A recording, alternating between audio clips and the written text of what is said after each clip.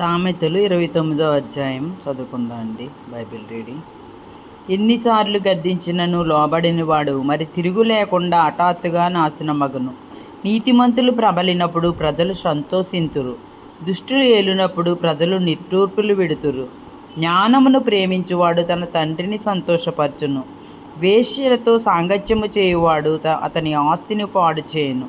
న్యాయము జరిగించుట వలన రాజు దేశమునకు క్షేమము కలుగచేయును, లంచములు పుచ్చుకునివాడు దేశమును పాడు చేయును. తన పొరుగువానితో ఇచ్చకములాడువాడు వాని పట్టుకొనుటకు వలవేయువాడు. దుష్టుని మార్గమున బోనులు వంచబడును, నీతిమంతుడు సంతోషగానములు చేయును. నీతిమంతుడు బీదల కొరకు న్యాయము విచారించును, దుష్టుడు జ్ఞానము వివేచింపడు. అపహాసకులు పట్టణము తల్లడిల్ల చేయుదురు, జ్ఞానులు కోపము చల్లార్చెదరు. జ్ఞాని మూడునితో వాదించినప్పుడు వాడు ఊరకొండక రేగుచుండును. నరహంతకులు నిర్దోషులను ద్వేషించుదురు, అట్టి వారు యథార్థవంతుల ప్రాణము తీయజూతురు. బుద్ధిహీనుడు తన కోపమంతా కనుపరచును, జ్ఞానము గలవాడు కోపం అణుచుకుని దానిని చూపకుండును. అబద్ధములను ఆలకించు రాజునకు ఉద్యోగస్తులందరూ దుష్టులుగా నుందురు. పేదలను వడ్డీకిచ్చువారును కలుసుకొందురు. ఉభయులకు వెలుగునిచ్చువాడు యెహోవాయే.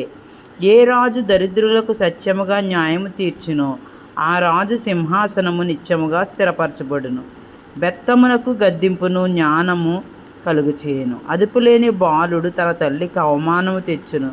దుష్టులు ప్రబలినప్పుడు చెడుతనము ప్రబలును, వారి పడిపోవుట్ను నీతిమంతులు కన్నులారా చూచెదరు. నీ కుమారుని శిక్షించిన యెడల అతడు నిన్ను సంతోషపరచును, నీ మనసుకు ఆనందము కలుగుచేయును. దేవోక్తి లేని యెడల జనులు కట్టులేక తిరుగుదురు, ధర్మశాస్త్రమును అనుసరించువాడు ధన్యుడు. దాసుడు వాగ్దండన చేత గుణపడడు, తాత్పర్యము తెలుసుకొన్నను వాడు లోబడడు. అతురపడి మాట్లాడు వాని చూచితివా, వానికంటే మూర్ఖుడు సులువుగా గుణపడును. ఒకడు తన దాసుని చిన్నప్పటి నుండి గారాభముగా పెంచిన యెడల తుదిని వాడు కుమారుడిగా ఎంచబడును. కోపిష్ఠుడు కలహము రేపును, ముంగోపి అధికమైన దుష్క్రియలు చేయును. ఎవని గర్వము వానిని తగ్గించును, వినయమనస్కుడు ఘనతనొందును.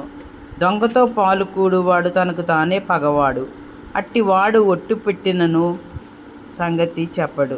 భయపడుట వలన మనుషులకి ఉరి వచ్చును, యెహోవా యందు నమ్మకించువాడు సురక్షితముగా ఉండును. అనేకులు ఏలువాని దయ కోరుచుందురు, మనుష్యులను తీర్పు తీర్చుట యెహోవా వశము. దుర్మార్గుడు నీతిమంతులకు హేయుడు, యథార్థవర్తనుడు భక్తిహీనునికి హేయుడు.